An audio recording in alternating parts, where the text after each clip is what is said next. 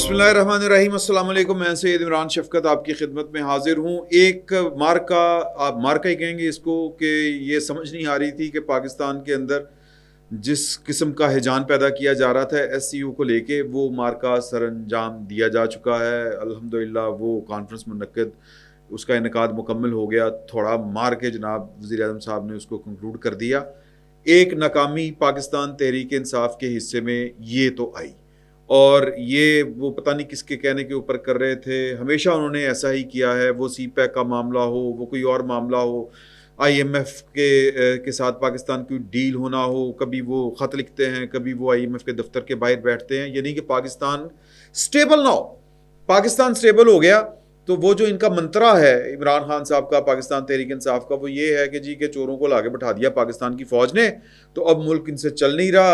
اور ان کے جو میں یہ الفاظ بڑے سوچ سمجھ کے استعمال کر رہا ہوں، اور وہ ہیں حرام پائیاں. یہ جو کر کے گئے تھے جب یہ ان کی گورنمنٹ جانے والی تھی، تو اس کے نقصانات پھر انہوں نے کہا، شیخ رشید صاحب نے کہا اور بھی بڑے نے کہا کہ ہم نے جو وہ بارودی سرنگیں بچھا دی ہیں، یہ ہمارے ملبے ان کے سر کے اوپر آ گئے ہیں. پاکستان بچ گیا. عمران خان صاحب کہتے تھے کہ سری لنکا بنے گا، اور جس دن یہ گرفتار ہوئے تھے 9 مئی کو، اس دن انہوں نے برملا کہا اپنے ویڈیو بیان میں جو انہوں نے ریکارڈ کروایا تھا کہ یہ بس بنگلہ دیش کی طرح لوگ باہر آ جائیں گے، یہ ہو جائے گا، وہ ہو جائے گا. تو ان کا جو منترا ہے کہ بیسیکلی کہ یہ کرپٹ ہیں، نالائق لوگ ہیں، یہ لا کے بٹھا دیے گئے ہیں، پاکستان کا بیڑا غرق ہو گیا. اب اگر بیڑا غرق تو ان کی حرکتوں کی وجہ سے ہوا، لیکن اگر پاکستان پھر بھی سروائیو کر گیا تو پھر یہ کون سا چورن بیچیں گے؟ یہ ان کا بنیادی مسئلہ تھا جو ہے. تو ایک تو یہ کامیابی مل گئی ان کو. اس میں میں تھوڑا سا اپریشیٹ کرنا چاہوں گا، بلکہ کافی سارا اپریشیٹ کرنا چاہوں گا پاکستان کی ریاست کو بھی، اور پاکستان کی یہ والی حکومت کو بھی. ریاست کو اس تناظر میں کہ یہ تقریباً کوئی 11 سال کم و بیش بعد کوئی اس طرح کا ایونٹ پاکستان میں ہوا ہے. پریکٹس سے جب بندہ آؤٹ ہو جائے نا تو وہ کیچ نہیں پکڑ سکتا. تو یہی حال ہوتا ہے ریاستوں کا بھی، جب وہ اس طرح کی جو پریکٹس ہے اس سے آؤٹ ہو جائیں، انٹرنیشنل ایونٹس انہوں نے کبھی مینج نہ کیے ہوں یا ایک عرصہ گزر گیا ہو، تو بڑے پرابلم ہو جاتے ہیں. تو ایک بڑا اچھے طریقے کے ساتھ مینج ہوا. وزارت اطلاعات و نشریات کا خصوصاً میں یہاں پہ ذکر کرنا چاہوں گا، جس طریقے کے ساتھ انہوں نے مینج کیا، اور یوں مینج کیا کہ یہ جو پاکستان مخالف یا عمران خان صاحب کی ہمدردی میں ہر حد پار کیے ہوئے جو صحافی ہیں، جو یوٹیوبرز ہیں، ان کو انہوں نے قریب پھٹکنے نہیں دیا. 2-3 انہوں نے سسٹم بنائے ہوئے تھے، فول پروف سسٹم بنائے ہوئے تھے. اینڈ کریڈٹ گوز ٹو ریاستی اداروں کے ساتھ ساتھ وزیر اطلاعات و نشریات جناب عطا تارڑ صاحب. تو ان کو بھی یہ جہاں پر شہباز شریف صاحب کو دیں گے آپ، پاکستان کی ریاست مکمل کو دیں گے، ریاستی اداروں کو دیں گے، قانون نافذ کرنے والے اداروں کو دیں گے، وزارت خارجہ کے جو پروفیشنلز ہیں ان کو دیں گے، جو سیکیورٹی پروفیشنلز ہیں ان کو دیں گے. وہیں پر آپ کو وزیر اعظم صاحب اور کیا نام ہے اسحاق ڈار صاحب، ان کو بھی آپ کو یہ کریڈٹ دینا پڑے گا. اور جو فول پروف سسٹم یہ وزارت اطلاعات و نشریات نے بنایا تھا، تو عطا تارڑ صاحب کا بھی کریڈٹ بنتا ہے اس میں. آگے آ جائیں، جو اب بڑی قیامت عمران خان صاحب کے اوپر ٹوٹنے والی ہے، اس کا کل آپ کے سامنے مولانا فضل الرحمان صاحب، اور جو بقول شخص کہ وہ پکڑائی نہیں دے رہے تھے، اور وہ جن کو ابو تک کہہ دیا گیا تھا کہ مولانا جو کہاں سے وہ بد زبانی بد کلامی شروع ہوئی تھی، اور پھر مولانا ارکے گلاب ہیں، مولانا یہ ہیں، مولانا کا چہرہ نورانی، مولانا جناب کوئی آسمانی مخلوق، پتہ نہیں کیا کیا ان کو القابات اور ان کی تعریف و توصیف بیان کر دی گئی تھی. کل کی پریس کانفرنس کے بعد مرگی کے دورے پڑ رہے ہیں، اور یہ دورے جو زیادہ پڑ رہے ہیں، یہ جہاں پر پڑھنے چاہیے وہیں پر پڑھ رہے ہیں. تو اب یہ پاکستان تحریک انصاف کہا کرتی ہے یا کہتی ہے کہ یہ ڈیتھ وارنٹ ہے عمران خان صاحب کی سیاست کے.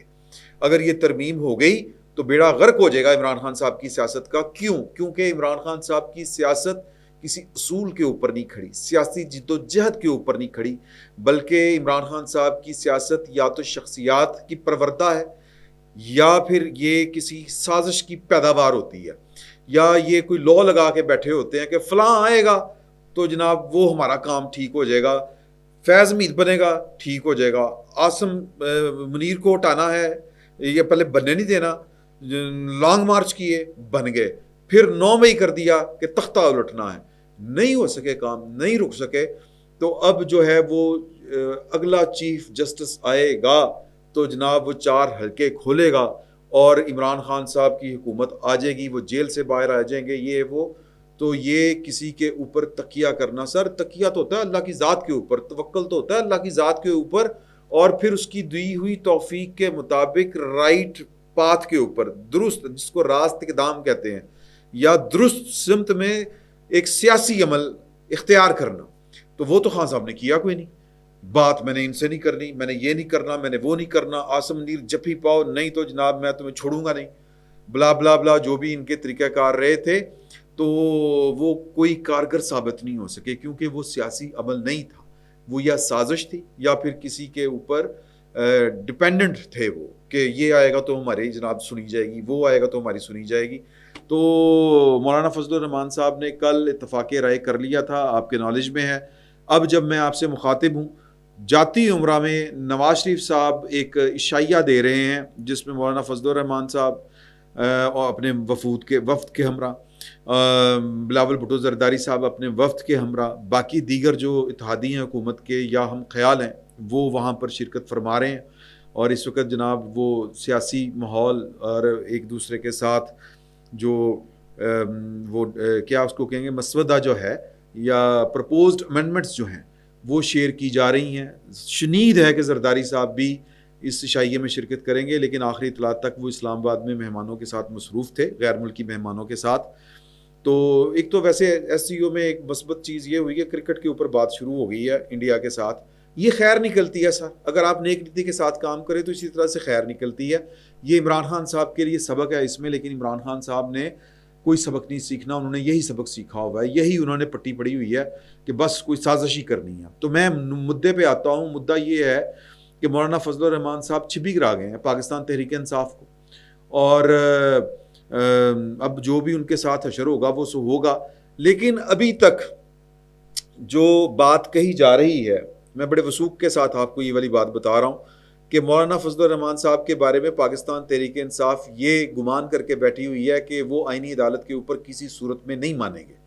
مولانا فضل الرحمان صاحب کے جو مشیران کرام ہیں, ان کے کنسرن ہیں ایک تو ان کے جو سیاسی لوگ ہیں بلوچستان سے, اور جو ان کا ایک مذہبی ایک تشخص ہے وہ مبارک ثانی کیس کے حوالے سے, اور پھر بلوچستان میں جو ان کے سیاستدان ہیں انہوں کا کوئی ویسے ہی خدا واسطے کا بیر ہے جناب قاضی فائز صاحب کے ساتھ. اور قاضی فائز عیسیٰ صاحب کے بارے میں سعید چوئی صاحب نے یہ خبر دی ہوئی ہے کہ ان کی نیک نیتی کا عالم یہ تھا کہ انہوں نے مخصوص نشستوں والے کیس میں جا کے ملاقات کی تھی منصور علی شاہ صاحب سے, اور کہا تھا کہ استعفیٰ میں تمہیں لکھ کے دے دیتا ہوں, میں کوئی ایکسٹینشن نہیں لینا چاہتا. 25 تاریخ کو یا 26 کو جب بھی میری ریٹائرمنٹ ہے, اگر تمہیں لگے کہ میں کنٹینیو کر رہا ہوں تو یہ استعفیٰ تمہاری جیب میں ہے. یار خدا کا واسطہ ہے, آئین اور قانون کے مطابق فیصلے کرو, یہ ذاتی معاملات اور خوف اور خدشات کی بنیاد کے اوپر اس ملک کا بیڑا غرق نہ کرو. تو یہ تو ان کی نیک نیتی تھی, لیکن اگر کسی کو ان کی نیک نیتی نظر نہیں آتی تو اس کا کوئی علاج نہیں ہے. تو اگر اس سارے معاملے میں مولانا فضل الرحمان صاحب کا جو ہے وہ وہیں پر رہتا ہے نقطہ, یا ان کا استدلال وہیں قائم رہتا ہے کہ نہیں قاضی فائز عیسیٰ صاحب کو ہم نے آئینی عدالت کا سربراہ نہیں بننے دینا, تو اوکے نو پرابلم, کوئی بھی ناگزیر نہیں ہے. چارلس ڈگال نے کہا تھا, میرا خیال ہے کہ قبرستان ناگزیر لوگوں سے بھرے پڑے ہیں. تو اللہ تعالیٰ صحت تندرستی دے, زندگی دے سب کو, اور قاضی فائز عیسیٰ صاحب کو بھی, ان کو تاریخ میں ہمیشہ اچھے لفظوں سے یاد رکھا جائے گا. اور وہ کہنے والے کہتے ہیں کہ پہاڑ جب آپ سے دور ہو تو اس کی ہیبت, اس کا گرینچر پھر آپ کو نظر آتا ہے. پہاڑ کے قریب کھڑے ہو کے پہاڑ کی جو گرینچر اور اس کی جو ہیبت ہوتی ہے یا جو اس کا وجود ہوتا ہے اس کا آپ کو احساس نہیں ہوتا. تو قاضی فائز صاحب جب جائیں گے, پھر جب آپ کو یہ کمپیریزن کریں گے تو پھر آپ کو پتہ چلے گا. اگین میں جو ہے وہ پرسن اسپیسیفک معاملات کا حامی نہیں ہوں, تو لیکن اس کے باوجود اگر پاکستان کے کچھ سیاستدان سمجھ رہے تھے کہ ایک نئی عدالت جو بالکل نئی بننی ہے, اور نئے جب ادارے کھڑے کیے جاتے ہیں تو پھر تجربہ کار لوگ اور جن کی سمت درست ہوتی ہے اور نیت نیک ہوتی ہے, جو کسی بھی شکوک و شبہات سے بالا تر ہوتی ہے, یہ لوگ ناگزیر ہوتے ہیں ایک طرح سے.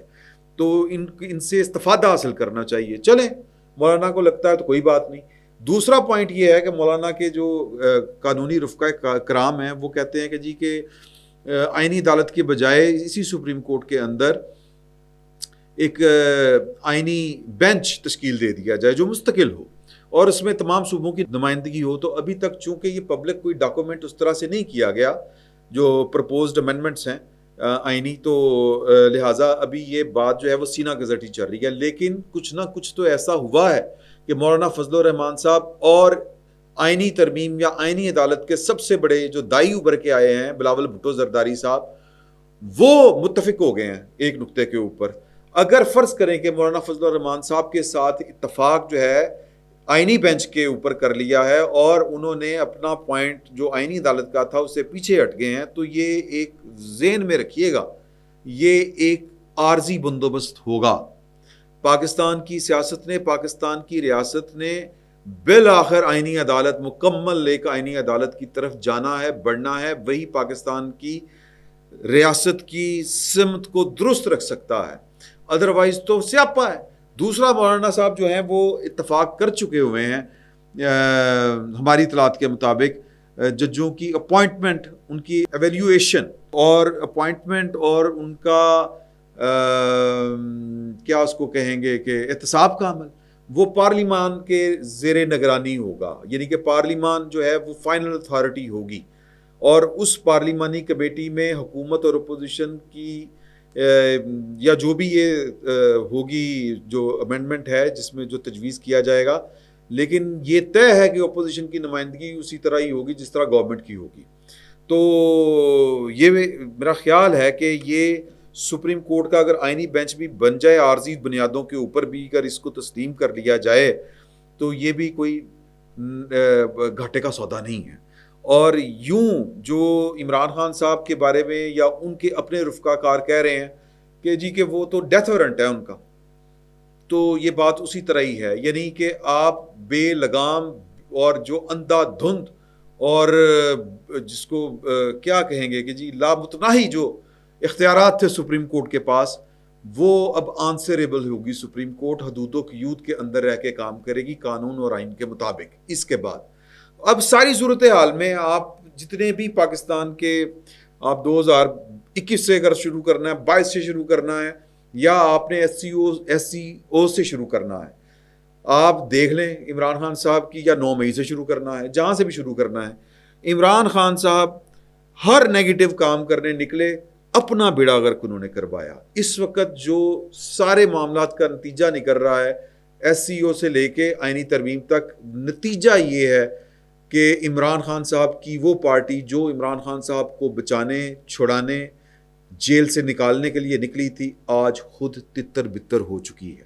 عمران خان صاحب بیسیکلی اپنی پارٹی سے بھی گئے, یوں کہہ لیں. برسٹر گوہر کو علیحدہ گالیاں پڑ رہی ہیں, علی امین گنڈا پور صاحب کو علیحدہ گالیاں پڑ رہی ہیں.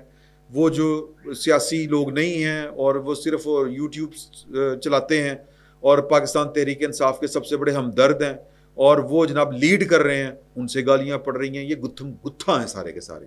یہ کیا ہے؟ اب سوال یہ پیدا ہوتا ہے, یہ سر نیتوں کے پھل ہیں, یہ آپ کی بدعمالیوں کے نتیجے ہیں. اس میں سبق ہے ہم سب کے لیے کہ جو کام آپ اچھی نیت کے ساتھ کریں گے اس کا نتیجہ بھی اللہ تعالیٰ آپ کو اچھا دے گا, اور اگر جو کام آپ بدنیتی کے ساتھ کریں گے اس کا نتیجہ یہی نکلے گا. بڑی مثالیں ہم نے سنی ہوئی ہیں کہ کسی کے لیے گڑھا کھودیں گے, آپ اس میں خود گریں گے. تو بہرحال یہ پوئٹک جسٹس ہو رہا ہے بیسیکلی.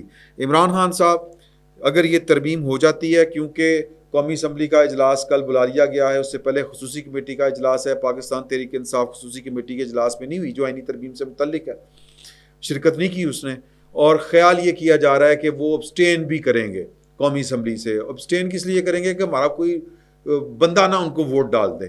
تو بہرحال دیکھیں کیا ہوتا ہے. خیال یہ ہے کہ شاید سینٹ سے یہ پہلے منظور کروایا جائے گا, اور کل سے کم سر 30 ہوتے, اور آنے والے چند دنوں میں میرا خیال ہے کہ یہ 21-22 تک جو ہے وہ آپ کے سامنے بلیک اینڈ وائٹ میں رزلٹ آ چکا ہوگا. اور کرین از قیاس ہے کہ پاکستان تحریک انصاف کے بقول عمران خان صاحب کی سیاسی جو موت ہے وہ جلد واقع ہونے والی ہے, کیونکہ وہ کہتے ہیں کہ یہ ترمیم عمران خان صاحب کی سیاست کے لیے ڈیتھ وارنٹ ہے، تو انتظار کیجیے ڈیتھ وارنٹ جاری ہونے والے ہیں 1-2 دن. فی الوقت اتنا ہی. بہت بہت شکریہ.